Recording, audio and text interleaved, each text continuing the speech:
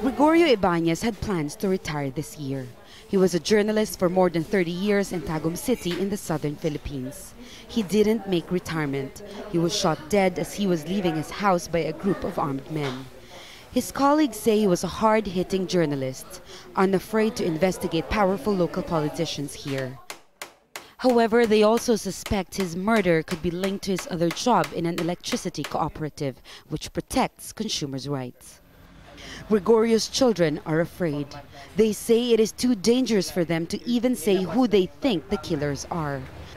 They leave it up to the police. Sabi nila, pang 28 si Papa. I hope that justice will be achieved. We hope that my father won't be just another statistic, that his death will be just like other crimes against journalists that remain unsolved until now. The number of Filipino journalists who are being killed is continuing to rise, especially in the southern Philippines, where the culture of impunity has long been the norm. Gregorio Ibanez was one of the 3 in August alone. At least 28 journalists have been killed since President Benigno Aquino took office 5 years ago. The Maguindanao massacre in 2009 was the single deadliest event for journalists in history. At least 29 Filipino journalists were murdered while on their way to an election story involving a local politician.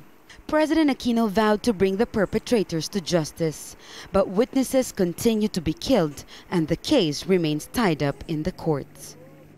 I think the president looked at the kind of battles that he had to choose and basically withdrew from this one.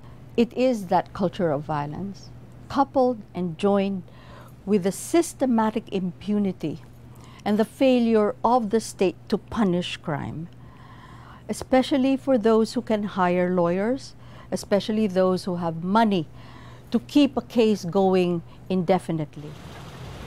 Despite the country's reputation as a free media, journalism remains to be a deadly job here.